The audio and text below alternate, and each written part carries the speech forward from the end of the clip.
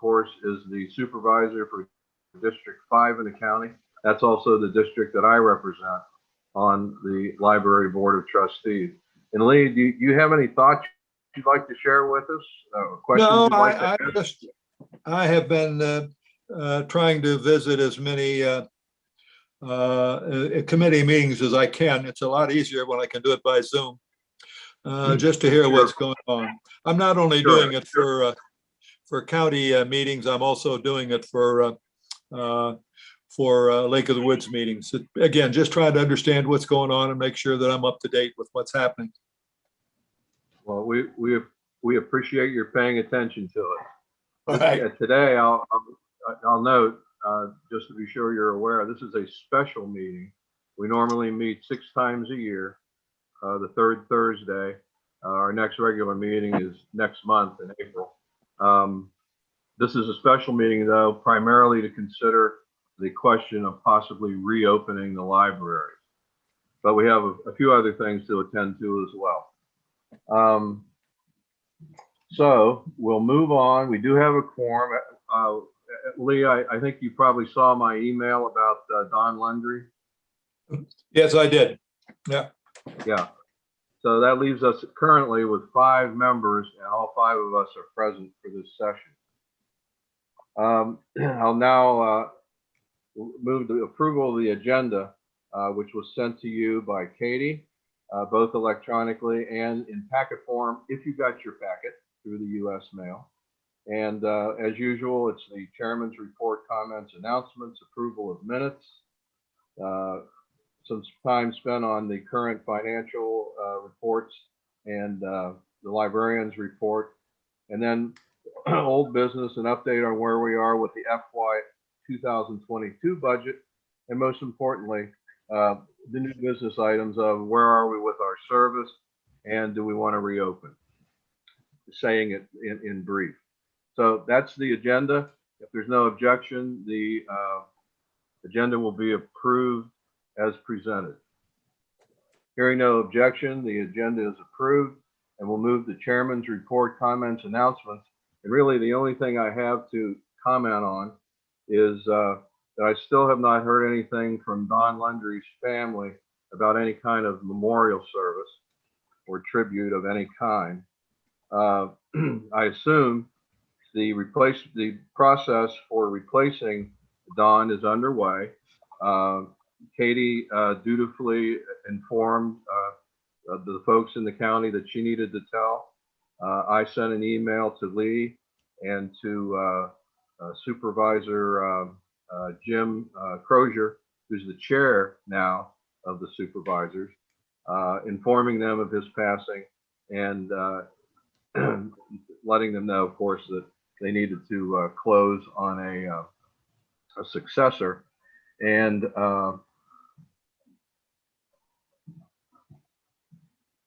have you heard anything back from the county about that, Katie? No. Okay. And Lee, any update you can provide on where the county is in filling that position? Well, it really comes down to whose district was he in? Well, he was our at-large member. So that person can come from any district. He came from District 5 because he lives here at Lake of the Woods. Did anybody got any suggestions? Yeah, in my email, I said that we could provide you suggestions if you wanted them. You want them? Hey, I nominate anybody and everybody whenever I can to keep the committees filled. So go ahead and and say a thing. But talk to them. Actually, it's probably best if you find somebody who wants to serve and have them go ahead and fill out the application on the county's website. And that's the quickest way to get it in. Okay. Because if you send me a name, I've got to go to them and say, are you interested? And then have them go ahead and put their application in. So the best way is just if any of the current board members know somebody who would be real interested in it, contact them and have them put their name in on the county website. Okay, so you all have an action item now to at least think about one or more people you think might be interested. I know I have somebody in mind that I'll be talking to. So put that on your to-do list, please, and we'll move forward with that as quickly as we can. Be nice to have somebody by April, but we'll press on if not. Thanks, Lee. Sure. Okay, you were provided in the package the minutes of our regular December meeting and our January special meeting. That was a special meeting where we decided to reclose the libraries, Lee. That was beginning on January the 13th, and of course they remain closed. So the minutes have been provided to you. I trust that you've all read them. And if there's no objection, the minutes for both of those meetings will be approved as presented. Hearing no objection, those minutes are approved, and we'll now move to Katie's reports. First, anything you'd like to bring us up to date on regarding the financials?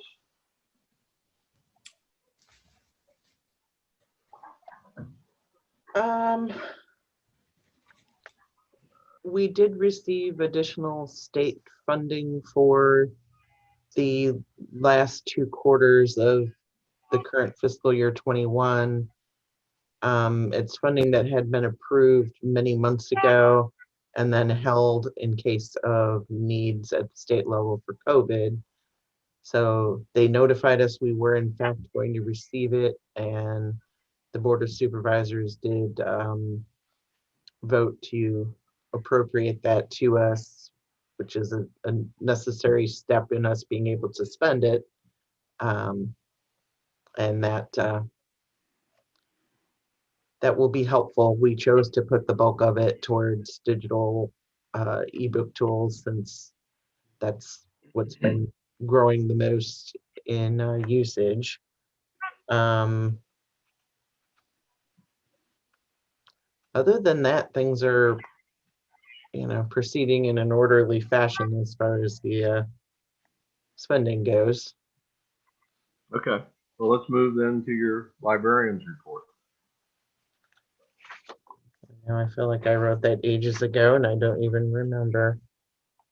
Yeah, Lee, Katie puts in the package each time with a librarian's report, a printed librarian's report, and generally we just have her expand on that if needed when she makes her verbal comments at our meeting. So you can go into as much of that as you care to, especially since Lee does not have a copy of the written report.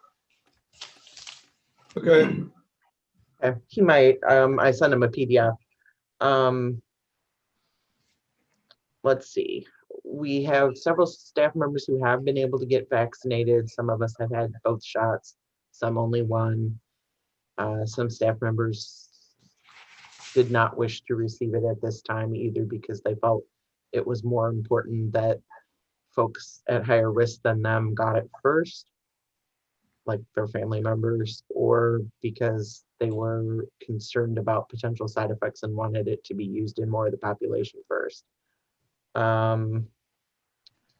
We have made the decision to go fully virtual for summer reading, as it is not looking at all likely that the vaccines will have gotten down to children by the summer.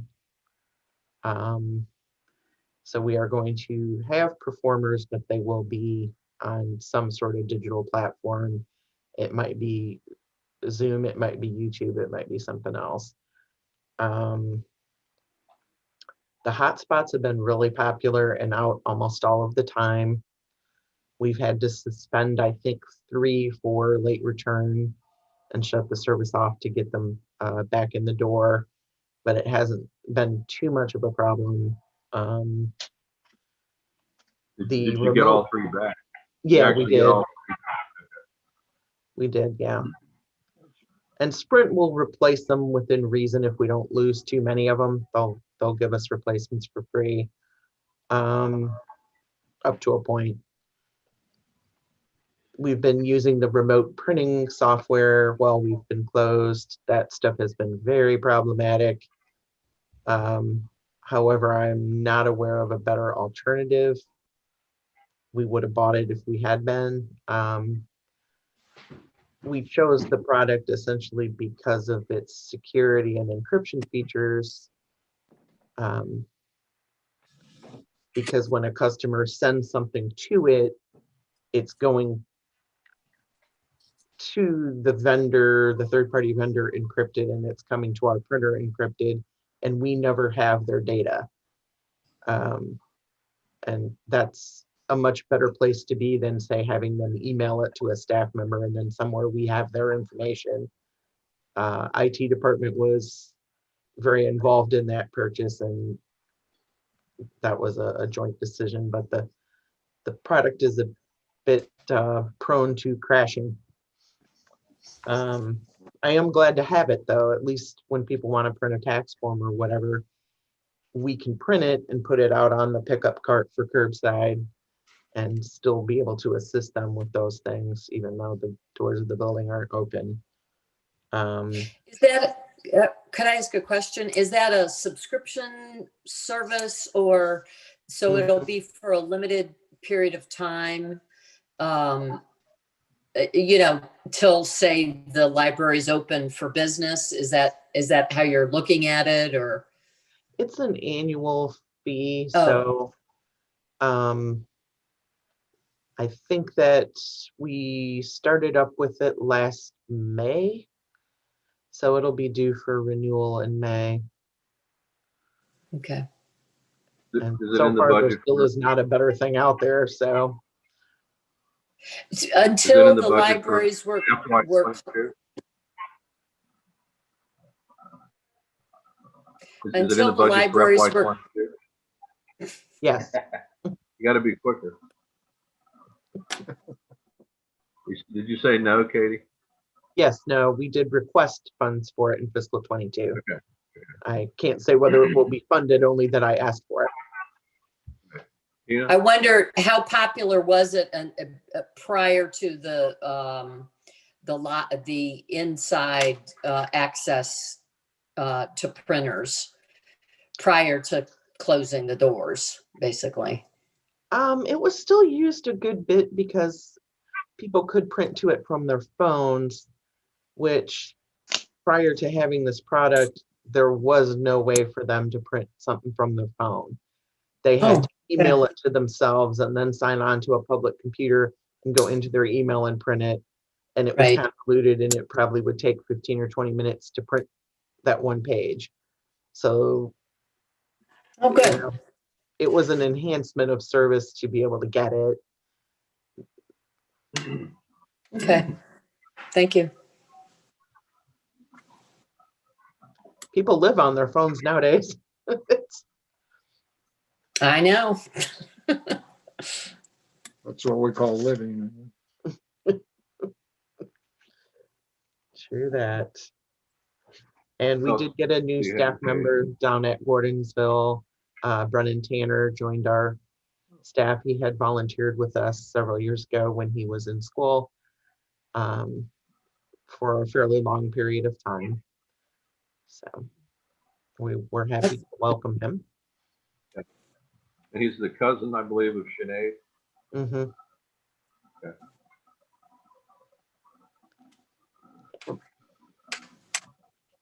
Anything else, Katie, under librarians report? I think that's it. Okay, I will ask you though, you are planning to return to Arizona March 19th, and is that regardless of what the situation is out there? That's a firm time that you're going to leave. Might you be leaving sooner? I bought refundable tickets. That is the plan. My father's biopsy came back and he has adenocarcinoma. It's not treatable. It is probably a month or two lifespan. My sisters and I have taken up a rotation to be there with my mom because she is not able to care for herself at this point.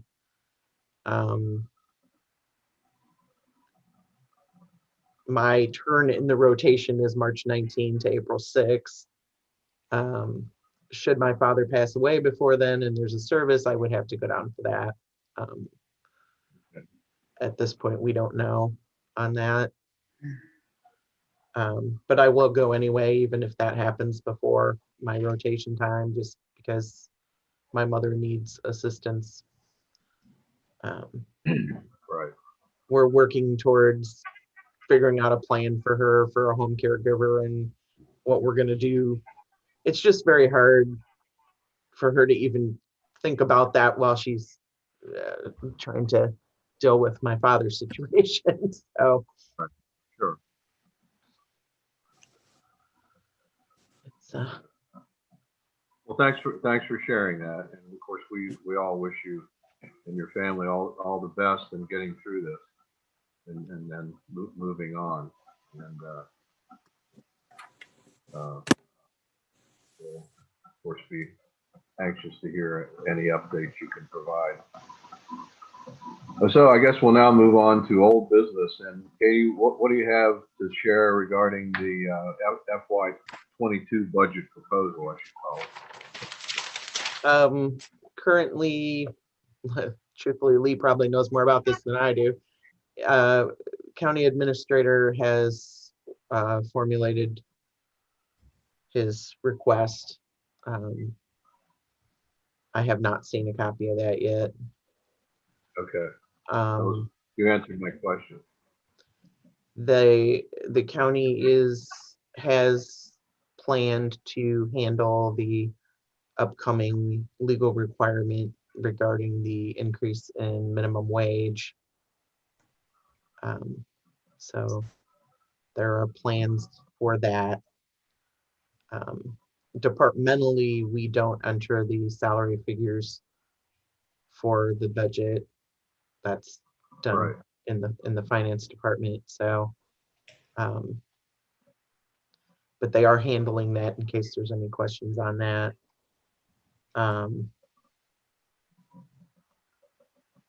I think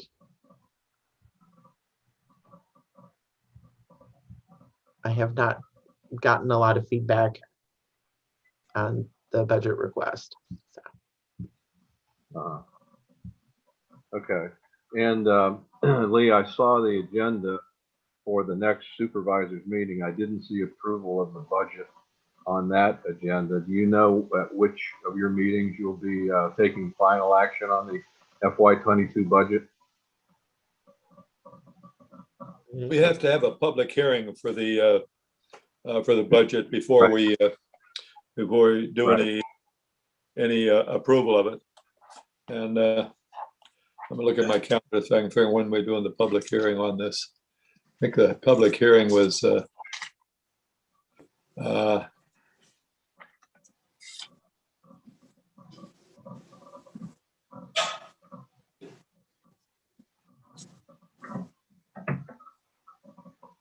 Later April, right? Because the school. yeah, I think it's in April. I think it's in. probably the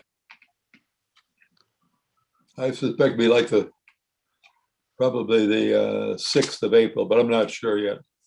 I don't have it on my calendar yet. Okay. Thank you. And hopefully before that, Katie, you will get some feedback from above regarding especially any changes of note that were made by the county administrator to our proposal.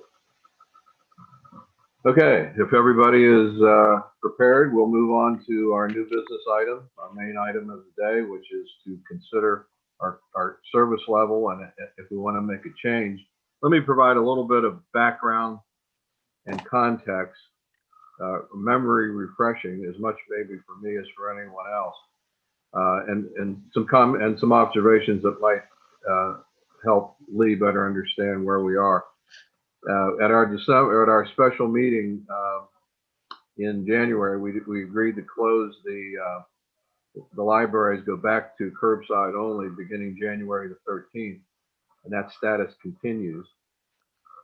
I think it's fair to say that the staff is ready to reopen if we choose to do so today, and reopen as early as next Monday.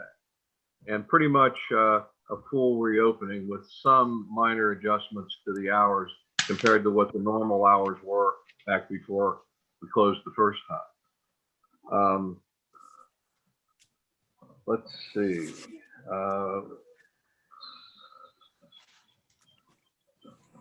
I looked today at the latest statistics from the Virginia Department of Health for our area, and I noted that the positivity rate for PCR testing and for total testing are both down to levels that we haven't seen since early November when we were open. On a more negative note, I track every day how many cases Orange County has registered in the last week. So each day, that's a new total. And those totals over the last week or so have been notably higher than they were after when we closed beginning January 13th. They've spiked a bit. I assume they're going to start coming down again, but there has been a recent spike in new cases in the county in the last week or so. And at the risk of being morbid, I think it's worth noting that there have been 6 deaths from the virus just since last Friday. There have been 30 during the pandemic, and that 6, therefore, is 25% of the deaths from COVID have happened just within the last week. I don't know from a scientific / medical standpoint how significant that is, when obviously the general trend statewide, at least, is a fairly rapid decline in the number of new cases per day. But I just wanted to point those out as highlights of the recent statistics. Katie, would you talk a bit about what other public library systems are doing, especially those near us, adjoining us? Sure. I have not heard from Madison County, but Central Rappahannock Regional Library, which is the Fredericksburg area, reopened on March 1st. They had been closed for, I think, almost a year. Culpeper County Library has been open since about when we reopened in July. They didn't have the closure in January. They stayed open. Stanton, Augusta, Waynesboro,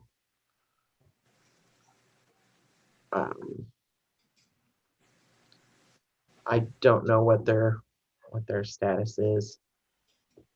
Several systems that have reopened in the past week or two or are discussing it. Back in January, when we reverted to curbside, and it was about 80 out of the 90 systems in the state had either appointment only or curbside service. So we were in with the bulk of folks, and it's now starting to flip back to a more full access. We have had some direct requests from customers to reopen, and I feel since the staff has had an opportunity to get vaccinated, whether or not they chose to use it, that we have provided some safety for the staff that we did not have in January. Katie, can you at least estimate the percentage of the staff, the total staff, that you think has been vaccinated, is being vaccinated, or plans to get vaccinated? Well, that's all that fun HIPAA Just medical roughly. stuff. I can't ask them. You have a notion, just a notion, is it a majority? How about that? You think a majority of the staff are getting vaccinated? I think so. Okay. Maybe I mean, that's some people were very upfront and said, I'm not doing this. So I know some of them didn't. I'm not allowed to ask them though. I think we all know. I appreciate you including that the Vdh Library Recommendations, as we're considering this. That was very helpful information that, from Department of Health. I wish they'd have given it to us a year ago. But Interesting. We're just now getting it. but I guess they've been busy. Yes, I'm sure they Since have. we're on that, I want to get back to the staff, but since Tina raised that, I want to ask you about one aspect of that VDH recommendation for libraries. They're suggesting a 1-day quarantine of materials. We've been doing multiple days, and Yes. Katie shared with me today a draft press release should we decide to reopen. Okay, it's very straightforward, but it talks about a 2-day quarantine, right? Tell us a little bit more about the evolution of getting to that point in your press release. Well, essentially, now that there is an official VDH recommendation to quarantine 24 hours, we're okay to do that. A lot of other systems are also changing, but in a practical way, the container that is put out for the books to go into might get put out there at 9 in the morning, or it might get put out there at 6 at night. So to be sure we have 24 hours, if we say we're doing 2 days, then if it gets put in regardless of the time of day, it will be at least 24 hours before somebody touches it. The 7-day quarantine has been really difficult on processing the holds, on keeping people's accounts straight, because they turn something in and then it's still on their account and they call, and people are renewing things that they've already returned, and it's caused some issues. So operationally, things will be easier if we have a shorter quarantine. Wilderness and Gordonsville have been storing quarantine materials in their staff area or their meeting room. We have had to put ours out in the public area here because there's just no space for it. So if we have less quarantine material, that's less of an issue as well. Now okay, fair enough. And I assume VDH is a reliable source of information about these things, but their recommendation of 1 day flies in the face of what libraries generally have been doing, and what I assume is still the recommendation of the ALA group that's been studying the ability of various materials to retain the coronavirus bad stuff. The Project Realm studies that were conducted by OCLC and the Battelle group definitely found continued presence for a long period of time. Most of the studies stopped at either 6 or 8 days, and there was viable virus at the ends of those time periods. They didn't study it long enough to see when it finally did totally die.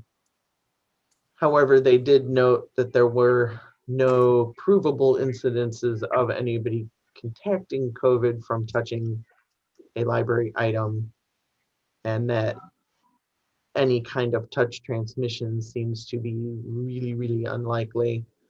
I could only find one case that made it into the papers, which was in New Zealand. Somebody said they got COVID from touching a trash bin. There just doesn't seem to be as big of a deal. If you would prefer us to keep it longer, we will do it. There are a lot of systems when we went to 7 days that stayed at 3 days.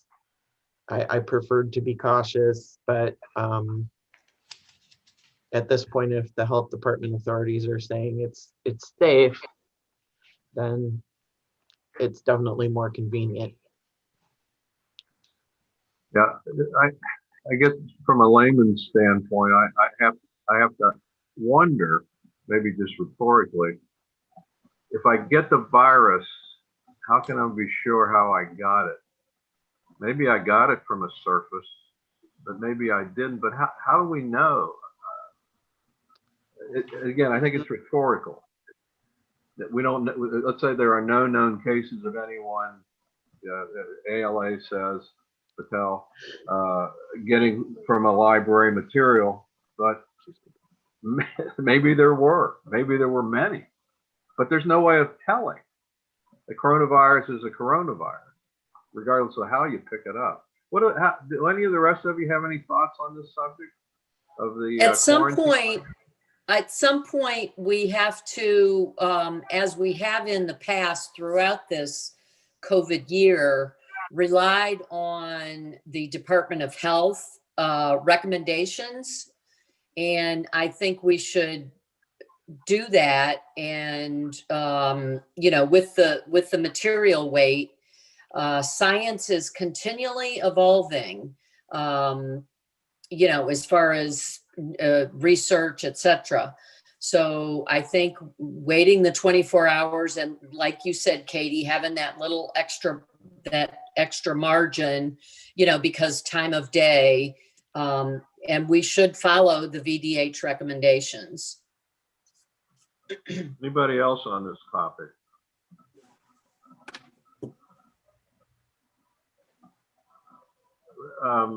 Katie, have you talked to at least your senior staff members about this and gotten Yes, their reaction?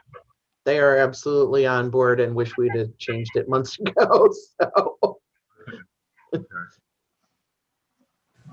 Just Anyone because else want to offer a thought? Okay, I want to go back to the staff issue, and a similar question.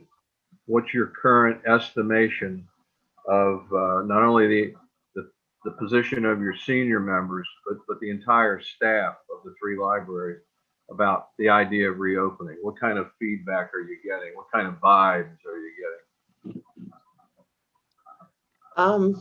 I think people recognize that it's time based on what they're seeing in the news and what's happening out in the world. And the fact that the post-holiday surge is dissipated. They're fielding increasing numbers of phone calls and increasing customer pressure that, when we closed in January, we were not getting any of that. People seemed to totally get it why we were doing it. But we are now starting to see that the last couple of weeks. It's been pretty strong. Well, maybe at this point, I'm going into my email. I'm going to bring up that draft Katie sent me earlier and just walk through what I consider to be the highlights, and then see if we can't get a motion.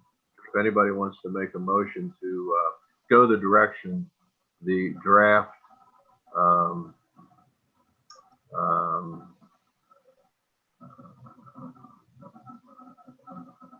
press release offers. Just give me a moment here. You don't have it to put up on the screen, do you, Katie? I should be able to. I don't know if I can share. I'm not driving the meeting here. Yeah. I don't know if I would need to email that to Ryan.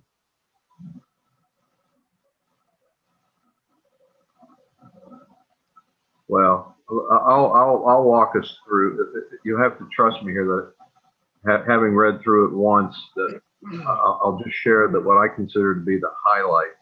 Okay, I do see There's a lot a of screen button. I'll see if I can get it up there for you. Okay.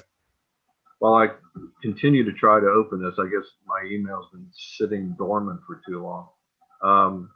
Can you? See if that works. It's up there. Okay.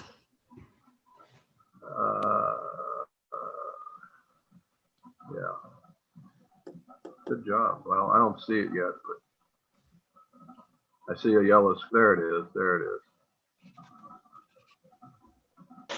It starts out with a discussion of the hours. Katie, can you briefly talk about what the changes would be? Not so much from when we were closed, but anything that's different from before we closed on January the 13th, or if you care to go all the way back to pre-pandemic,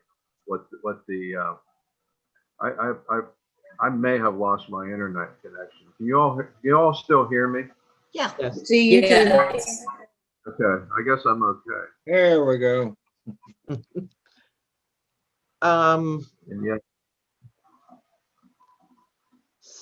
In January, we reduced slightly the hours at Gordonsville in the mornings because of the size of the staff to allow them to pull the holds in the morning. So they went from 9:30 open until 10. They're now going back to 9:30. The other main change is the Saturdays were curbside only all the way back to July. And they're going to now be open building, and our standard hours we would have had minus 1/2 hour at the end of the day for the staff to complete all the cleaning protocols, so that we stay within our budget for our hourly wages, Right. Right. and we don't expose the public to the cleaning chemicals because they don't Right. have PPE and we do. Most of what's in this draft is just, it's almost boilerplate. It's really what, in most cases, the policies we've already been pursuing in dealing with COVID in the libraries. I think I can get, on Zoom, I'm not seeing the entire document. There's probably a way of doing that, but I can't figure it out. Hang on. Sorry for the delay, but No worries, I can see most of it. So I have a question. okay, well, Ca- yeah, Katie, the room use, according to the VDH recommendations, they give some guidance for that. So what is the status of the room use? For the public Obviously rooms, with limits. that's a good question because we didn't address that in here. I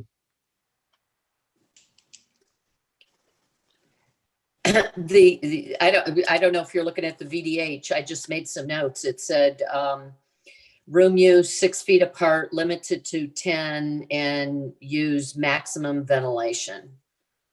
There Right. might have been a couple other things. I just made some notes. So, The and county maybe, County Public excuse me. Works has been working on modifying the air handling. I know my building's been done. I'm not sure about Gordonsville.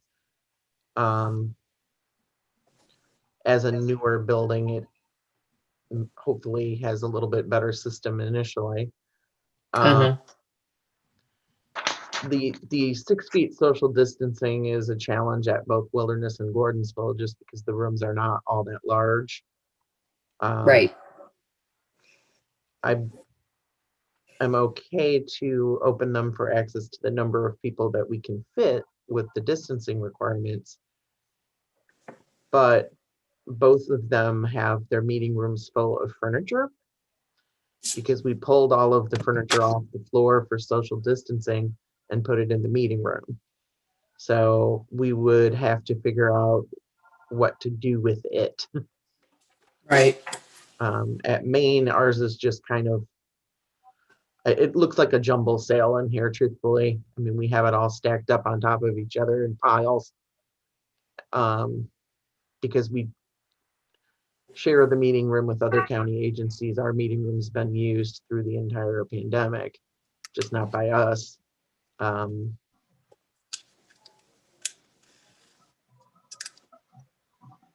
So I guess it would be useful to hear from y'all on that. We have found that when furniture was out and we just put a sign on it, people ignored it.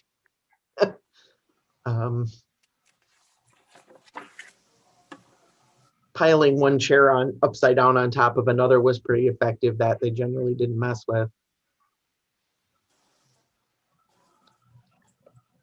But anybody else have something to? Has anybody requested opening, you said you're getting people asking, you know, when you going to open the library. Has anybody requested any room usage? I'm not sure about the branches here. It has mostly been organizations like SAFE, which is, I don't remember what the acronym stands for, but it's Services to Abused Families, basically. They do one-on-one meetings between their caseworkers and clients, and they do a lot of those here because it's a convenient meeting place. I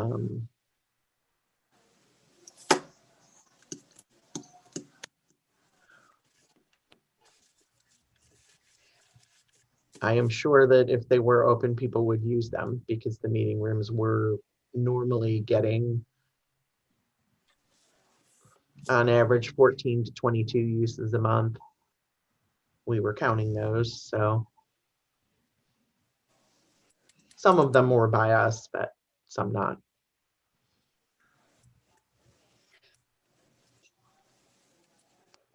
Should that be a discussion for a separate meeting, or I don't know. I'm just putting it out there because it's not in the, I didn't know, you know, how you wanted to proceed on it. Right. I was planning to leave it as is for now, just because of the storage issue and the fact that we're not planning to start doing in-person programs ourselves yet. Is there any- Well, You've got to limit the people that come into the library still too, don't you? I mean, like you had before? We never had really to do that because the number we were allowed based on the math formula for having all of people's 6-foot bubbles. Right. We were allowed to have like 40 people at a time in my building, and it just wasn't an issue. Each building had a number, and if it had been excessive, they would have had to ask some folks to make their selections and move on. But it had not actually occurred in the 6 months we were open. Okay. It was steady Tina, what- coming in, but not in droves.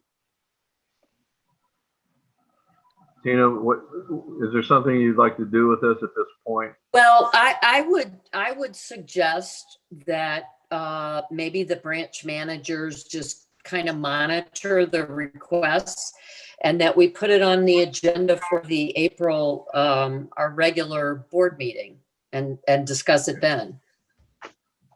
Okay, if there's no objection, we'll do that.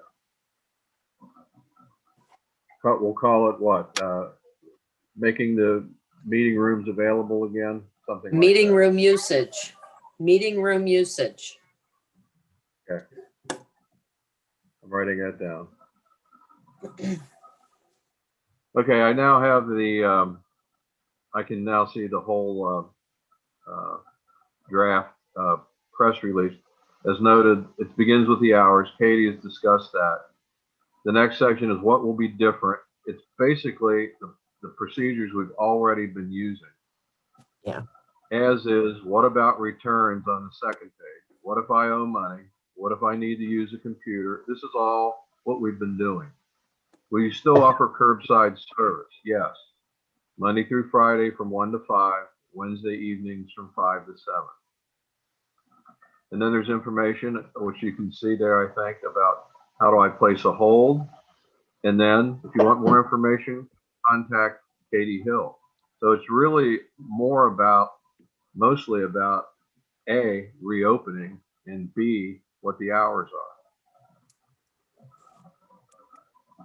So let me hear from you trustees about the degree to which you support the idea of reopening, regardless of when. But understanding Katie's prepared to do it as early as Monday.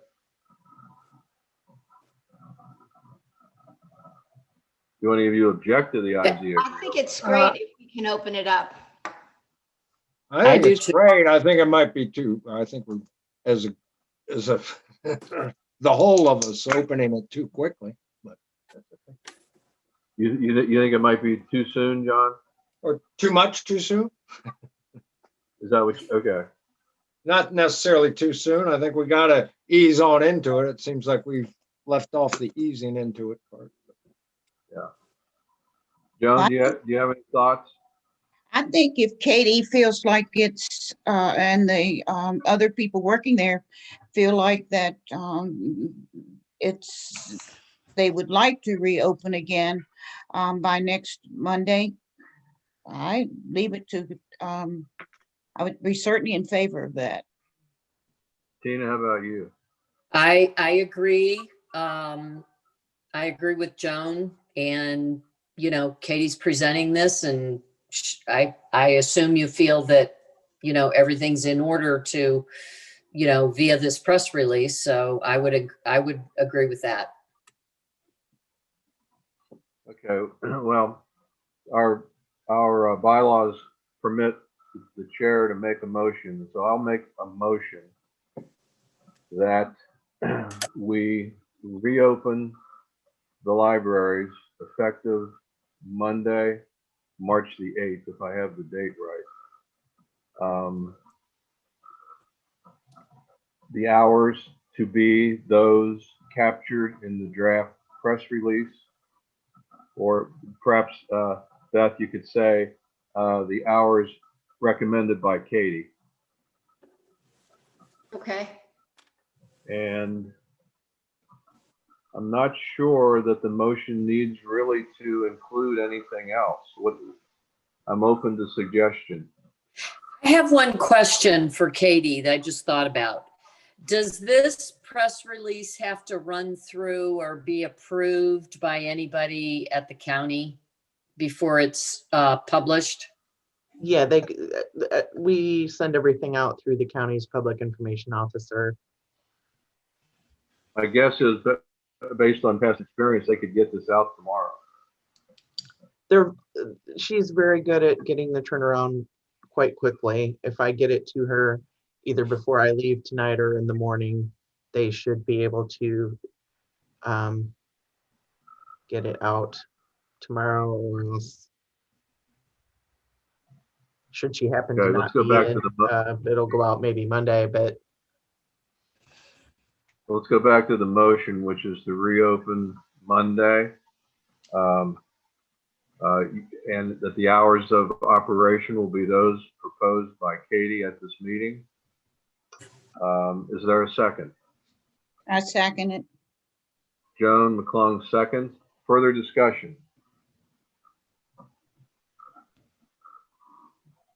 Hearing none, I'll call for the vote. I'll do a roll call as I have in the past by seniority.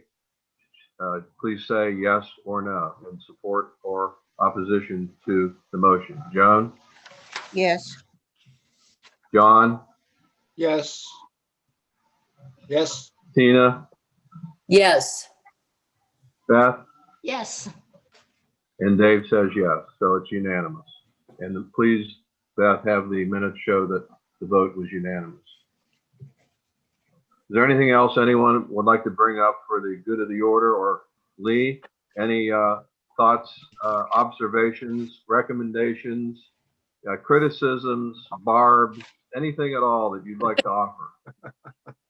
Other than I looked at the calendar, it looks like the current proposal for a public hearing on the budget is on the 13th of April. Okay, thank you. In conjunction with our regular meeting. Depending on how things go, it could be different, but that's the current location. Right. And it's just interesting to listen to what goes on in the meetings and what kind of issues you address. That's fine. That's what I was interested in. And generally, our regular meetings are fuller. There are more things to talk about, more business items to deal with. This was a special meeting, basically to deal specifically with whether we should change our operational status. So it wasn't as fulsome as you might have experienced at a regular meeting. But we do, again, thank you for your participation. And remember, trustees, you now have a honeydew, which is to think about folks you think might like to serve as the at-large member on our board, and have them submit their applications to the county. And we'll see what comes out the other end.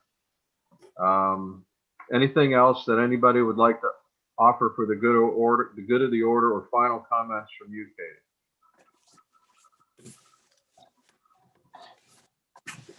Hearing none, without objection, the meeting is adjourned.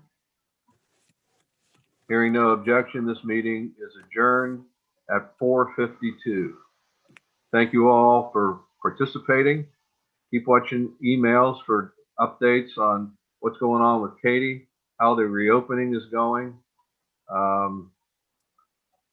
and I would, other developments of note. if not too late, I would ask that I get routed on all the agendas and the invitations for these. I don't know whether I'll attend anymore in the future, but at least like have the opportunity. Okay, well, Katie, can you add Lee to your list, or I can forward it to him, but Yeah. Yeah. We'll make sure you get the agenda for each meeting. Thank you. Okay, everyone.